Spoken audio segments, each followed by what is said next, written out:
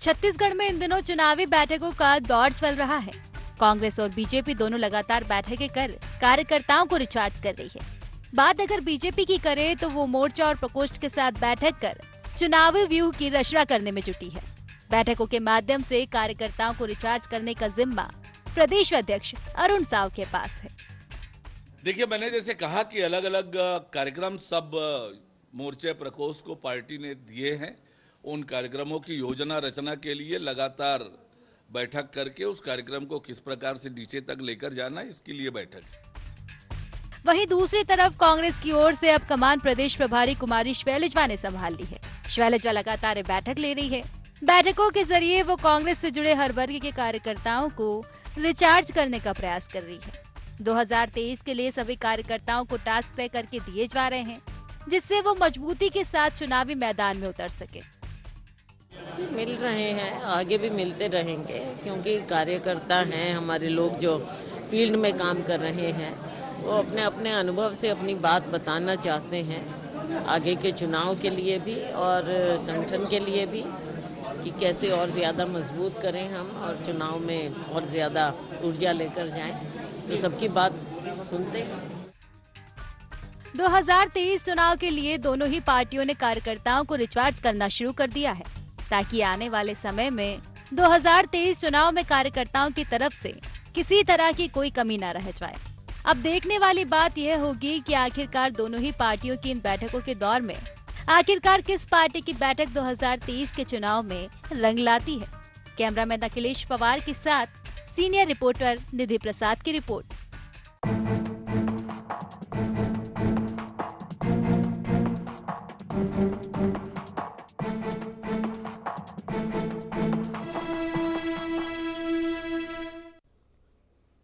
नमस्कार, जय जोहार, गुहार। छत्तीसगढ़ में आप सभी का स्वागत है। मैं हूं आपके साथ दिव्यांशु जोशी। तो छत्तीसगढ़ में चुनाव आते आते लगातार पार्टियों के द्वारा सभी कवायदें 2023 के लिए शुरू कर दी गई हैं।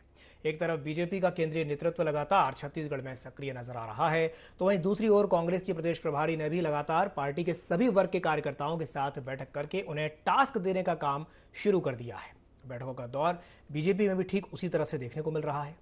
और अब ये देखने वाली बात होगी कि आखिर इन दोनों ही पार्टियों की ये जो पूरी तैयारी है, ये क्या रंग लेकर के आती है। तो आज इसी विषय को लेकर के हम चर्चा करेंगे, लेकिन चर्चा करने से पहले जान लेते हैं क्या है आज के गुहार पॉइंट्स।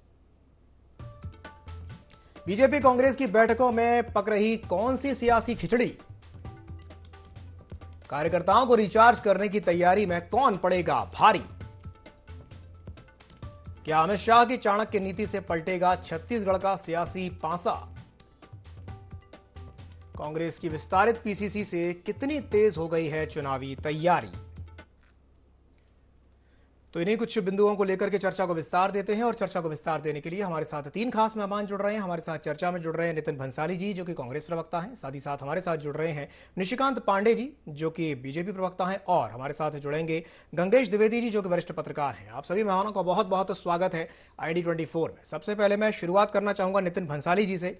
नितिन जी, सबसे बड़ा सवाल तो यही है कि जिस तरीके से हम ये लगातार देख रहे हैं कि बैठकें हो रही हैं, कुमारी शैलजा बैठक ले रही हैं, नए लोगों को मौका देने की वो बात कर रही हैं, क्या लगता है कितना कुछ असर पड़ेगा इन सारी चीजों का? देखिए, लगातार हम कोई भी चुनाव लड़ते हैं, चाहे वो पंचायत का हो, नगरीय निकाय का हो, विधानसभा का, हम उसको हर चुनाव को चुनौती मानते हैं और हम कार्यकर्ताओं को सम्मान देते हैं। जिस व्यक्ति का, जिस कार्यकर्ता का जैसा जनाधार, जैसी पकड़ अपने क्षेत्र में होती, वैसी जिम्मेदारी भी उसे दी जाती है। और चूंकि अभी 5 साल हम सरकार में रहने के बाद चुनाव में जाएंगे, 4.5 वर्ष, 5 वर्ष हो चुके हैं, तो 15 साल बनाम 5 साल, जो 5 साल इस 15 साल के ऊपर कांग्रेस के भारी है। जो लोक कल्याणकारी कार्य हुए इस प्रदेश में कांग्रेस की सरकार में, भूपेश बघेल जी की सरकार में, हम उन कामों को लेकर जनता के बीच जन आदेश मांगने, जन आशीर्वाद देने जाएंगे। निश्चित तौर पर हम पूर्ण रूप से तैयारी में हैं और लगातार इस संबंध में बैठकें भी हो रही हैं। हमारी प्रभारी जो है कुमारी शैलजा, वो लगातार 1-to-1 भी हो रही है। माननीय मुख्यमंत्री जी भी लगातार मिल रहे हैं। नए हमारे अध्यक्ष जो अभी बने हैं प्रदेश कांग्रेस कमेटी के, युवा चेहरा जो है, जो एक अच्छे वक्ता भी हैं, वो भी लगातार अध्यक्ष बनने के बाद जिस दिन अध्यक्ष बनकर प्रथम बार रायपुर आया, सेकंड मॉर्निंग ही उन्होंने सारी बैठकें लेनी शुरू कर दी। तो हम इलेक्शन मोड में है और हमारे पास देखिए चेहरा और उस चेहरे को लेकर और हमारे काम को लेकर हम जनता के बीच है। पर विपक्ष तो यहाँ पर एक ही है, बीजेपी, जो कि 13 सीटों में सिमटा हुआ है और लगातार जैसे कि तथाकथित चाणक्य जिसे कहते हैं, आपने भी अपनी स्टोरी में कहा अमित शाह चाणक्य जो है, तो ये तथाकथित चाणक्य और चंद्रगुप्त जो है, इनकी जोड़ी वहां तो फेल हो चुकी है कर्नाटका में और हिमाचल में, छत्तीसगढ़, राजस्थान, मध्य प्रदेश में भी फेल होने वाली। खासकर मैंने देखा है ये तथाकथित चाणक्य जो है अमित भाई शाह, ये छत्तीसगढ़ बहुत छोटा प्रदेश है पर काफी समय दे रहे हैं यहाँ पर। इससे ये जाहिर होता है कि इनके मन में बौखलाहट और घबराहट है। और दूसरी बात, छत्तीसगढ़ में कोई भी नेता नहीं है, इनकी कोई एक चुनाव समिति अभी बनी तो वो मांडविया को प्रभारी बनाया, जबकि पहली बार ऐसा हुआ है कि छत्तीसगढ़ में इस पद पर छत्तीसगढ़ के व्यक्ति की नियुक्ति होती है। तो बीजेपी अंतर कलह से जूझ रही है। अमित भाई शाह कल आए थे तो नंदीराम कंवर को, जो वरिष्ठ नेता है भाजपा के, मुझे लगता है सबसे उम्मीदवार नेता भी वही है, गेट से भगा दिया, राजेश मूणत को स्टेज से उतार दिया। तो चल रहा है, इनका चलने दीजिए। हम तो हमारे मिशन पे काम कर रहे हैं, हमारे विजन पे काम कर रहे हैं। जो सीटें हम हारे हैं हम तो उन पे काम कर रहे हैं, जीतों पे तो हम निश्चित है, पर जो हारे हैं उन पर काम कर रहे हैं। निश्चित तौर पर पार्टी ने जो एक लक्ष्य निर्धारित किया 75+ उस पर हम काम कर रहे हैं। जी जी, चलिए ठीक है। आपकी बात पर मैं रिएक्शन ले लेता हूं निशिकांत पांडे जी से। निशिकांत जी, भंसाली जी तो ये कह रहे हैं कि एक बौखलाहट दिखाई दे रही है, जिस तरीके से जो उठापटक का दौर चल रहा है बीजेपी में, वो कहीं ना कहीं ये बता रहा है कि बौखलाहट दिख रही है। क्या कहेंगे इस पर? जोशी जी, मतलब हमारे यहाँ तो कोई उठापटक नहीं चल रहा है, बल्कि इनके यहाँ मंत्री हटाए गए, इनके यहाँ अध्यक्ष हटाए गए, किसी को लाल बत्ती दी गई, किसी से लाल बत्ती छीनी गई। ये बोल रहे थे कि अभी हमारे पास चेहरा है। ठीक है, चेहरा है तो ये बताएं कि जब कुमारी शैलजा जी बोलती हैं कि सामूहिक नेतृत्व में चुनाव लड़ा जाएगा, इसका इंटेंट क्या होता है, ये भी जरा जनता को बताने की कोशिश करेंगे। रही बात, इन्होंने कहा 5 साल बनाम 15 साल, वास्तव में ये जो चुनाव होगा जोशी जी, विकास काल वर्सेज विनाश काल का होगा। ये 5 साल में जिन्होंने एक भी विकास का ईंट तक नहीं रखा। देखिए जोशी जी, महत्वपूर्ण विषय क्या है, मोहन मरकाम जी ने कहा विधानसभा में कि डीएमएफ में बंदरबाट हो गई, उनको सजा मिल गई, उनको आधे का मंत्री बना दिया गया, आधा दूसरे को दे दिया गया, जबकि पिछले 2 टर्म से शिक्षा मंत्री और ट्राइबल मंत्री एक साथ होते हैं। टीएस सिंहदेव ने क्या कहा कि प्रदेश में बहुत ज्यादा गोबर हो गया है, और साथ ही साथ ये भी कहा कि सत्ता और संगठन में सब कुछ ठीक नहीं चल रहा है। जय सिंह अग्रवाल जी ने जो आरोप लगाया था तत्कालीन कलेक्टर पे, परसों वो गिरफ्तार हो गई। तो देखिए विषय क्या है, प्रदेश की जनता सारी चीज का आकलन कर रही है। अब जो बौखलाहट की बात मैं कह रहा हूँ, बौखलाहट कैसे होती है वो भी आप समझिए जोशी जी। ए लड़की राजनीति मत कर, तेरा बाप भी कभी सीएम से बात किया होगा, इसको कहते हैं बौखलाहट। ये गली नुक्कड़ जैसा एक सीएम बात करता है जब प्रदेश की जनता से, तो कहते हैं जोशी जी बौखलाहट। दूसरा महत्वपूर्ण विषय, जब आप भ्रष्टाचार के आखंड में डूबे हुए हो, सीएम सिंडिकेट में अगर इतना बड़ा भ्रष्टाचार हुआ और सौम्या चौरसिया, सूर्यकांत तिवारी जैसे लोग आज तक बेल नहीं मिल पा रहे हैं। दूसरा महत्वपूर्ण विषय, बेरोजगारी भत्ता के लिए जो सेकंड नंबर के मंत्री थे, अपना 10 लाख लोग, 3,000 करोड़ रुपया और 5 साल का 15,000 करोड़ रुपया होता है, 250 करोड़ रुपया इन्होंने क्यों आवंटन दिया, वो भी चुनावी वर्ष में, ये भी पूछना पड़ेगा। शराबबंदी पे 7 तक नहीं लिख पाई है और उसको बढ़ा के सिंडिकेट में भ्रष्टाचार किया। राशन में 600 करोड़ रुपए घपला करने वाली कांग्रेस पार्टी जनता के बीच में जा तो रही। देखिए इन्होंने पहले पद यात्रा भी कर लिया, हाथ जोड़ो यात्रा कर लिया, पैर पकड़ो यात्रा भी कर लिया। अब जनता से, युवाओं से डायरेक्ट संवाद कर रहे, सेटिंग करके युवाओं को बुला रहे हैं और सवाल जवाब कर रहे हैं।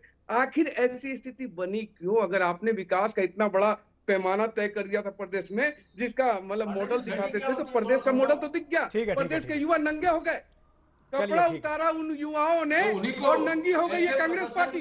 चलिए ठीक है, क्या बात है, इनको अपना ढिंडोरा पिटना है। नंगे पे आ गए। ठीक है निशिकांत जी, जनता ने कर दिया आप लोगों को। ठीक है भाई साहब, मैं आपको बंसाली जी मैं आ रहा हूँ, आपके पास आ रहा हूँ। गंगेश जी भी हमारे साथ जुड़ रहे हैं। जी, गंगेश जी भी हमारे साथ जुड़ गए। मैं एक सवाल उनसे कर लेता हूँ। गंगेश जी, बड़ा सवाल तो यही है कि दोनों ही पार्टियां अपने अपने तरीकों से अपने कार्यकर्ताओं को रिचार्ज करने में लगी हुई हैं, लेकिन कौन किस पे भारी पड़ेगा, ये किस पे डिपेंडेंट करता है और क्यों, बताइए। देखिए, दोनों ही पार्टियां बड़े जोर शोर से पिछले 1 साल से चुनावी मैदान में उतरी हैं जी, और भाजपा तो खास तौर पे एकदम एक्शन मोड पे है। कांग्रेस भी में भी लगातार अभी पिछले महीने के बाद से एकदम से दिख रहा है कि जिस तरह परिवर्तन हुए कांग्रेस में। हालांकि कांग्रेस का जो इलेक्शन बोर्ड उनका जो राष्ट्रीय अधिवेशन है वहां से शुरू हो गया था जी। तो दोनों ही पार्टियां भिड़ के मैदान में उतरी हुई हैं। दोनों की अपनी अपनी दोनों के पास उपलब्धियां हैं। 15 साल की उपलब्धि भाजपा के पास है तो 5 साल की उपलब्धि कांग्रेस के पास है। दोनों ही पार्टी अपनी अपनी बात लेकर जनता के बीच जा रही हैं। लेकिन इन सब में जो कि अपना खासतौर विधानसभा का चुनाव होता है, स्थानीय चुनाव होता है, जो प्रत्याशी होता है खासतौर पे उसको देखकर जनता वोट करती है। इससे बहुत ज्यादा ये मायने रखता है कि अभी देखिए जो समय है ये ना भाजपा की लहर है ना कांग्रेस की लहर है। कांग्रेस के लिए 5 साल पूरे हो चुके हैं, एंटी इनकम्बेंसी भी नहीं है।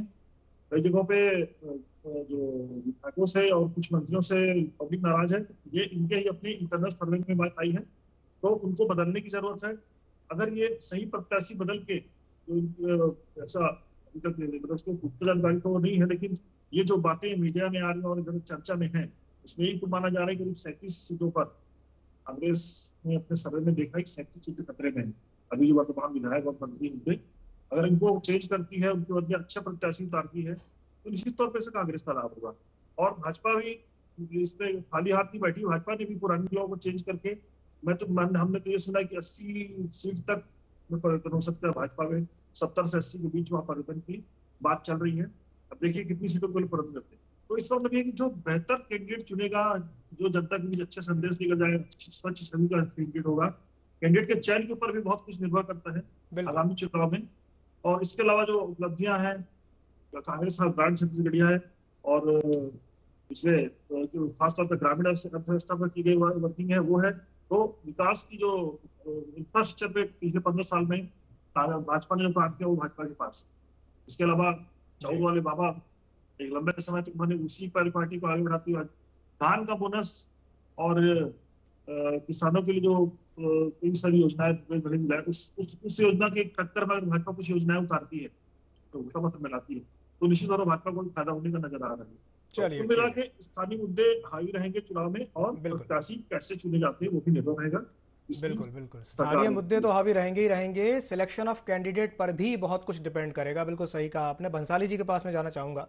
बंसाली जी, अभी थोड़ी देर पहले निशिकांत जी एक बात कह रहे थे कि 4.5 साल में आपने ऐसा क्या किया है, और उन्होंने इस तरह से कहा कि भाई मुख्यमंत्री भूपेश बघेल युवाओं के साथ संवाद कर रहे हैं। वो तो बोल रहे हैं इसे प्रायोजित संवाद बता रहे हैं कि उनको संवाद करना पड़ रहा है।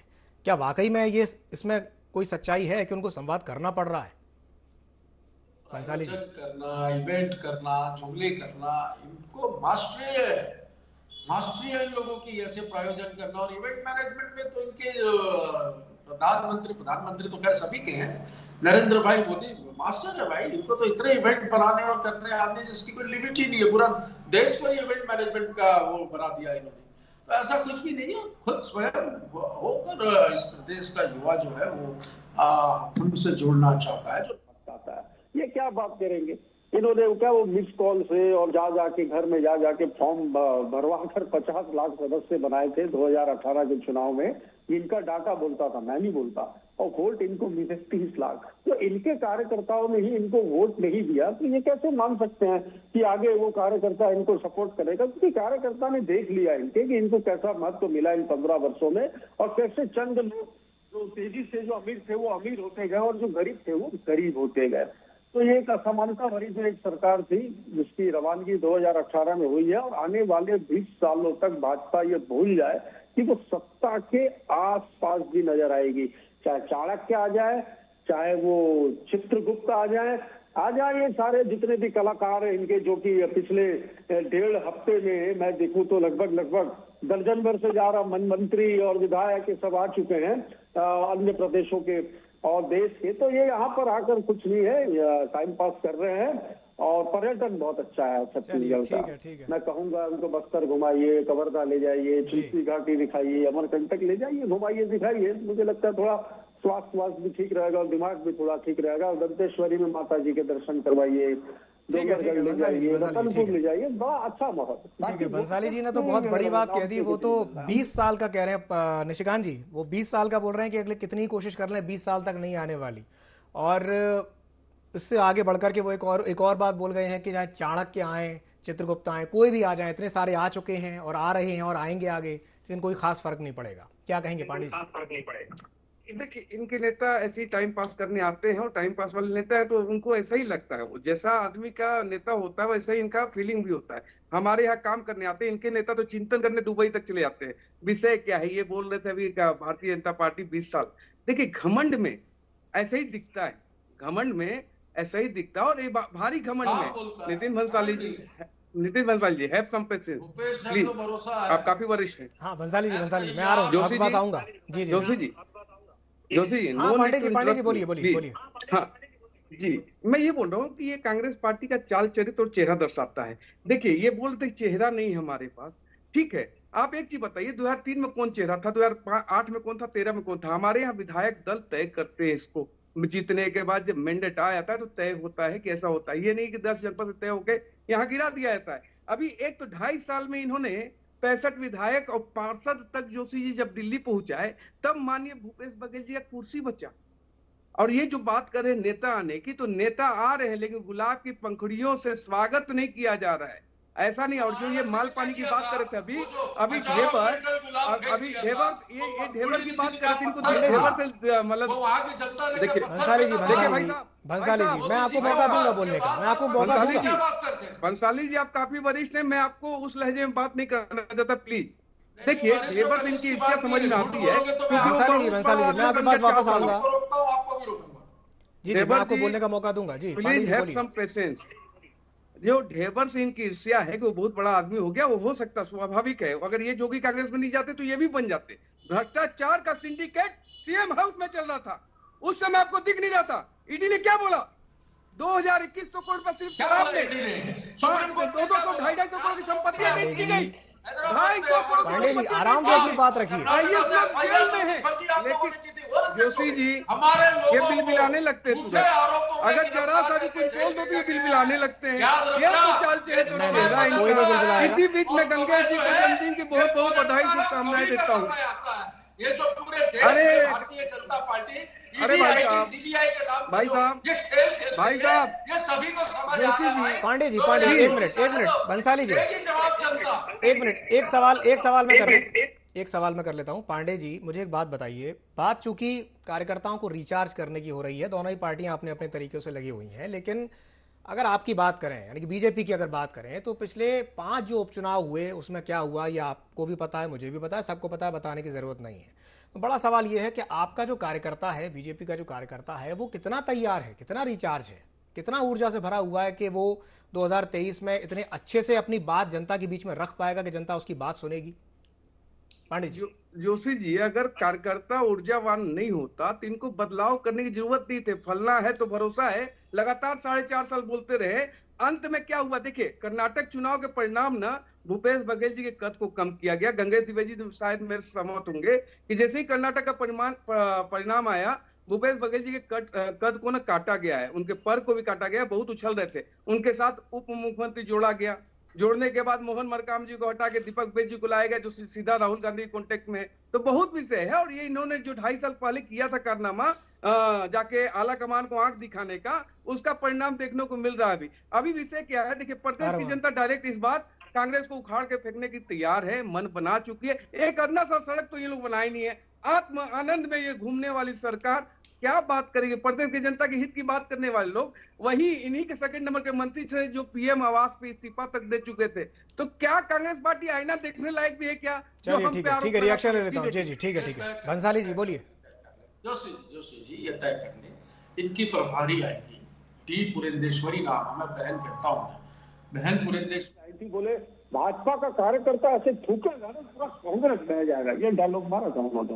उनको पता है क्या हुआ, खुद बह गई। उसके बाद जितने उनके नेतृत्व में उपचुनाव हुए वो सब हार गए। उसके बाद ओम माथुर आए। ओम माथुर बोले हम जो है वो कमल के फूल पे चुनाव लड़ेंगे। इसके पहले पुरेंदेश्वरी ने बोला छत्तीसगढ़ में हम मोदी के चेहरे पे लड़ेंगे। छत्तीसगढ़ में एक भी नेता भूपेश बघेल के कद का भारतीय जनता पार्टी में नहीं है, ये बात साबित हो चुकी है। इसलिए वो चाणक्य और चित्रगुप्त लगातार दौरे कर रहे हैं। आए भैया वेलकम। मैंने तो जो बातें कही है पर्यटन के क्षेत्र की, उनको घुमाई है, बड़ा इंटरेस्टिंग है। अच्छा पर्यटन है और अच्छा विकास अभी पर्यटन के क्षेत्र में भी हुआ। घुमाइए, कोई फर्क नहीं पड़ने वाला है। और कुछ बच्चे कुछ कहीं कुछ हो, मंत्री या कुछ लोगों को ऑर्गेनाइज करना हो तो उनको भेज दीजिए। पर छत्तीसगढ़ में बिना दूल्हे की जो ये भारतीय जनता पार्टी की बारात है, ये कहीं की नहीं रहने वाली है। चलिए ठीक है, इसी बात पर मैं रिएक्शन चाहूंगा गंगेश जी से। मैं आपके पास वापस आ रहा हूं पांडे जी।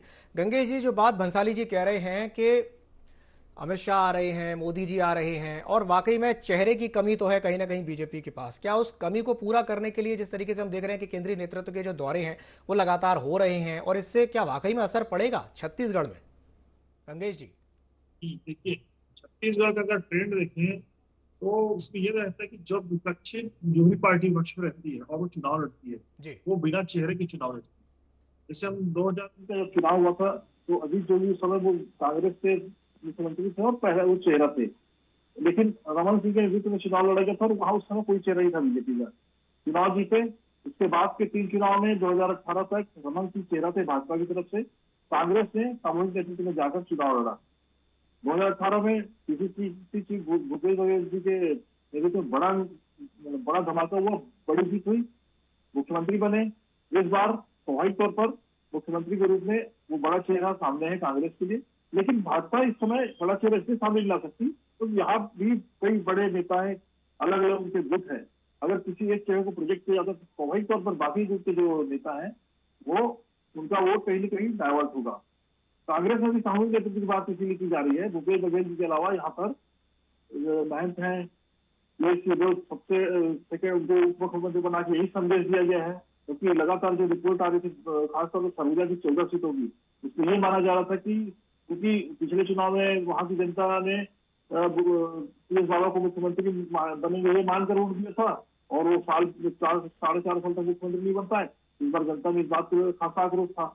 इसके अलावा कांग्रेस के वहां जो विधायक उनके लेकर उनकी अच्छी नहीं आई है, तो इस बात को लेकर लगातार वहां की स्थिति बुरी बनी हुई थी। तो यही वजह है कि PS बाबा को भी सेकंड चेहरे के रूप में सामने लाया गया। महंत एक बड़ा चेहरा है, रायगढ़ से अपना कोरबा वाला क्षेत्र है, रायगढ़ वाला क्षेत्र है, इस क्षेत्र में महंत का प्रभाव है। और इधर ताम्रध्वज साहू है, दूर क्षेत्र में मुख्यमंत्री के अलावा उनका प्रभाव है। रविंद्र चौबे हालांकि बहुत बुजुर्ग हैं, दीवार चल रहे हैं, उनका भी एक बड़ा चेहरा है। इस तरह कांग्रेस में बहुत सारे बड़े चेहरे हैं। मुझे लगता है कहीं ना कहीं मुख्यमंत्री के रूप में तो भूपेश बघेल को प्रोजेक्ट किया ही आएगा, लेकिन इन सबको भी सामूहिक रूप से आगे प्रोजेक्ट करने की प्लानिंग कहीं ना कहीं दिख रही कांग्रेस में भी, और इस बात को प्रदेश कुमारी सैलजा भी दर्शा चुकी थी। तो इस तरह से कांग्रेस छत्तीस ठीक है पूरी तरह से चल पाना बहुत कठिन है। दोनों ही पार्टियां कुल मिला के सामूहिक में जाने की तैयारी में लग रही है सर। ठीक है गंगेश जी कह रहे हैं दोनों ही पार्टियां सामूहिक रूप से जाने की कोशिश कर रही हैं। चलिए ठीक है, निशिकांत जी आप कुछ कहना चाह रहे थे? जी बोलिए। आप कुछ कहना चाह रहे थे? देखिए, मैं वही बोल रहा हूँ, जो PL पूनिया जी के समय में जब विधायकों के रिपोर्ट कार्ड पेश किए गए थे, वो रिपोर्ट कार्ड क्या कहते, वास्तव में एक कांग्रेस सरकार ने जनता के हित के सरोकार के कोई काम नहीं किए, और काम करते तो ये स्थिति नहीं होती कि इनको आखिरी समय में जैसे नाइट बैट्समैन आता है, नाइट वॉचमैन आता है क्रिकेट में बैटिंग करने के लिए, वैसा भेजा गया किसको, मोहन मरकाम को, वैसा भेजा गया TS सिंहदेव को। भाई साहब भंसाली जी, आप तो ख्याल रखिए, एक मिनट उनकी बात तो सुन लीजिए, बात को सुन तो लीजिए क्या बोल रहे हैं। जी बोलिए। आपका डायरेक्ट कनेक्शन छोड़ता है क्या भंसाली जी? थोड़ा सा हेल्प सम पेशेंट प्लीज, हाथ जोड़ के बोल रहा हूँ। देखिए, जब इन्होंने नाइट वॉचमैन बना के बैटिंग करने के लिए भेजा मोहन मरकाम और TS सिंहदेव जी को, तो एक क्लियर इंडिकेशन है कि मामला है क्या। जब बात कह रहा हूं मैं अगर कांग्रेस के अंदरूनी कलह की, तो इन्हीं का विधायक इन्हीं के मंत्री पे हत्या के साजिश का आरोप लगाता है, हम थोड़ी लगाते, इन्हीं का विधायक लगाता है। तो ये कांग्रेस पार्टी हमसे पूछती है, अरे भाई साहब देखिए, हम विपक्ष में है 5 साल और 15 साल, ये 2 ही है। 15 साल के रोड मैप और विकास के कार्य बनाम विनाश काल का खंड जो आपने लाया, जो राशन, कोयला, शराब, गोबर तक में खाया आपने, गोबर में भी जवाब नहीं दे पाए विधानसभा में, जब हमारे विधायक। ठीक है गोबर खाने वाले लाभ इन्होंने लिया, सब योजनाओं का लाभ लिया, बजट किया और यहाँ बैठकर छाती पीटते हैं कि कुछ नहीं किया। चलिए ठीक है, बहुत बहुत धन्यवाद आप तीनों मेहमानों का हमारे साथ जुड़ने के लिए, चर्चा में शामिल होने के लिए। समय की बाध्यता के चलते मैं इस चर्चा को यहीं समाप्त करना चाहूंगा। तो बीजेपी और कांग्रेस दोनों में ही बैठकों का दौर लगातार जारी है। अब बैठकों से जो चुनावी बात है वो कितनी बनेगी ये तो आने वाला वक्त ही बताएगा। कौन आखिर किस पर भारी पड़ेगा, ये 2023 के विधानसभा चुनाव में स्पष्ट हो जाएगा। गुहार छत्तीसगढ़ में फिलहाल के लिए इतना ही। मुझे दीजिए इजाजत और आप बने रहिए IND24 के साथ। नमस्कार।